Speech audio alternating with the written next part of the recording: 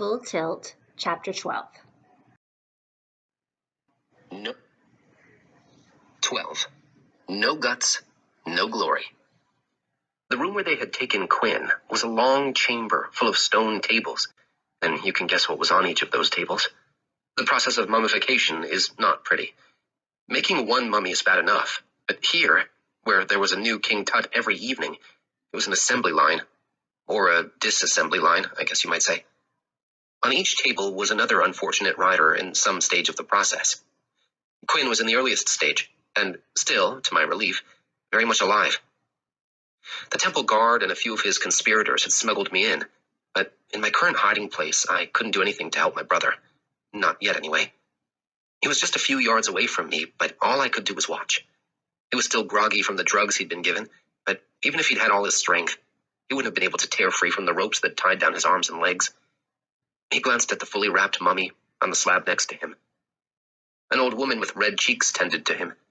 She seemed pleasant enough, humming to herself as she removed Quinn's facial rings and put them on an alabaster tray.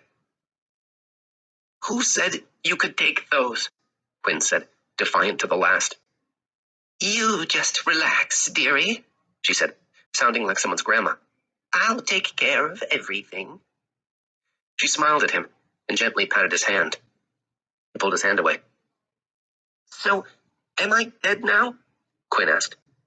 "Is this what death is?" "No, you are just rugged. In this heat, it's always best to keep you alive until we begin work, there being no refrigeration and all."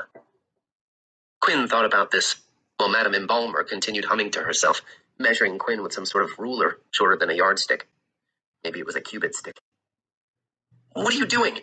Quinn asked. "Measuring you for your sarcophagus, dearie." She turned and shouted angrily at one of her assistants.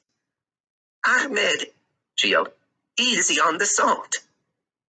Her gawky assistant, who didn't look much older than me, had shoveled a mountain of sea salt over an ex-Tut who was already well on the way to long-term preservation. "Yes, ma'am," Ahmed said dutifully. Madame Embalmer shook her head and looked down at Quinn. "Waste, waste, waste. The way he uses that salt, you'd think the Dead Sea were around the corner." That's when Cassandra showed up, still decked out in her Egyptian glory. I flinched and then realized that even a flinch could give me away. I was lucky. No one saw me. She looked at Quinn and kissed him on the forehead.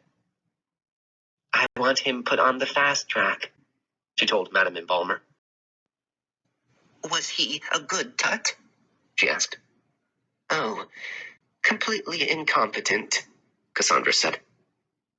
I could see Quinn's eyes getting moist, but his jaw was still set hard. I wonder what he was feeling. Shame? Humiliation? The realization that this truly was the end of the line? Suddenly he pulled against his bonds, but Madame Embalmer was right there to comfort him. There, don't you worry." What's going to happen to me?" The old woman looked at Cassandra for permission before speaking. "Well, it's really rather simple," said Madame Embalmer, taking on a sing-song tone of voice, as if she were reading him a bedtime story. "First, we disembowel. Disembowel? Yes. We take out your heart, lungs, liver, kidneys, every organ, and tuck them nicely away in their own little jars. Except, of course, for your brain. We pull that out through your nose with a hook." Quinn whimpered. "Then," continued the old woman, "when you're nice and empty on the inside, we cover you with salt to dry you up." At the sound of a nasty splat, she turned to her assistant. "Ahmed!" Ahmed picked up something from the floor and fumbled with it in his arms. I couldn't quite make out what it was, but it looked suspiciously liver-like. "Sorry, ma'am." "Butterfingers." Ahmed slipped the thing carefully into an earthen jar with a sickening slosh. I closed my eyes and grimaced. Now, I had a legitimate reason never to eat my mother's liver and onions again. There were tears rolling down Quinn's cheeks. He was afraid, and maybe for the first time in his life, he was admitting that he was. "I don't want to be empty on the inside," he cried. "Please, Please don't do this. For a moment, I thought I saw compassion in Cassandra's gaze, but it only lasted for a moment. Shut him up, she said. I don't like it. I'll go get a gag for him. The old woman left, and Cassandra strode down to the far end of the hall, where the mummies could no longer talk back. This was my chance. I rose from the table where I'd been lying and hurried to Quinn. When he saw me, his eyes bulged, and he opened his mouth to scream. I clamped my linen-covered hand over his mouth before he could make a sound. Be quiet. It's me. I peeled the mummy wrappings from my head. Blade? No, Ramses the Great. The temple guard had done a good job of wrapping me up, and we'd gathered enough workers to carry me here and quietly leave me on the table. Of course, getting out wouldn't be as easy as getting in. There was a knife strapped to my arm. I pulled it out and used it to cut the bonds on Quinn's right hand. I was about to cut the other ropes, but stopped. Instead, I put the knife into his free hand. He had to do it. I couldn't do it for him. He had to choose, or we'd just be right back here again tomorrow, or the next day, or the next. He looked at me almost as if he could hear what I was thinking. Then he sliced through the rest of the ropes. I'm done with this place, he whispered. I want to take my organs and go home. He hopped off the table, but as we were about to slip away, he suddenly stopped. Come on, what are you waiting for? He stared at the tray beside the table, the one that held all of his facial rings. It was like his whole life was on that little tray. His alienation and his anger, his auto-destruct attitude. A few tables away, Ahmed had spotted us. Quinn hesitated a moment more, then reached for the tray, picking out a single ring, a little diamond stud. It was the one that Carl, Mom's fiancé, had given him.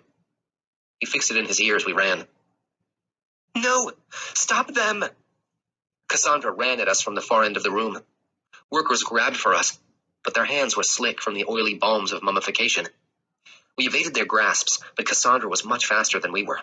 She was almost upon us when Ahmed came out from behind a table and hurled a shovelful of salt into her eyes. Go on! Get to the seventh ride! He shouted. We raced out without looking back. We met up with the temple guard at the outer gate of the palace. Racing down the steps, we caught the attention of guards and slaves, courtiers and warriors. I expected them to try to stop us. After all, part of their jobs was to make sure the ride went smoothly. Instead, I heard murmurs spreading through the crowd as we ran past. That's him. There he is. His sixth ride. Something was stirring in these people that hadn't been here before. A sense of hope. Now, taskmasters broke the chains of slaves. Artisans abandoned their work, and a great rumbling began to fill the earth and sky. As I looked up at the mottled heavens, the sky began to melt, like wax in a furnace. What's happening? I'm not sure, the guard said. I think the ride's breaking down. What? Said Quinn. But I understood, and I understood why. It's not walls that make a prison, but the willingness of the prisoners. These rides were built on the broken, resigned spirits of those trapped here. But without them, the rides couldn't hold. One more ride, I told myself. We have to get to the next ride before this one crashes. This way, said the guard. No, this way's faster, I heard a voice behind me say. I'll show you. It was the street vendor. He tossed aside his tray of trinkets and led us through a narrow alley, pointing as we came out the other side. There! It was the Great Pyramid of Cheops, its golden tip glowing against the melting sky. There was a hieroglyph emblazoned on the golden tip, but it wasn't Egyptian. It was the ride symbol, shining a neon red. To reach it, we'd have to climb the pyramid. Quinn and I took off across the sands toward the pyramid in the distance, and as I looked around me, I realized we were not alone. Dozens ran alongside of us now, a wave of people escorting us, cheering me on to the last ride. I knew Cassandra was somewhere nearby. I could feel the wild extremes of her soul, the searing heat, the frosty cold. But the wake of excitement created by the ride in revolt protected us and swept us toward the pyramid. The rumble in the earth grew more violent, and now the entire sky was melting away. Then, as we reached the base of the pyramid, the ground tore open beneath me. Quinn was already up on the first stone block, but I lost my footing and tumbled into the widening crevasse. Sand poured in all around me, Steam rose from down below as I fell. I was so close. So close. My hands touched the pyramid, but I hadn't moved fast enough. Now my eyes were so full of sand and steam, I couldn't see where I was falling, but I didn't have to see. I knew. I knew because of the sounds around me. The terrible, gnashing sounds of gears. I'd fallen into the works.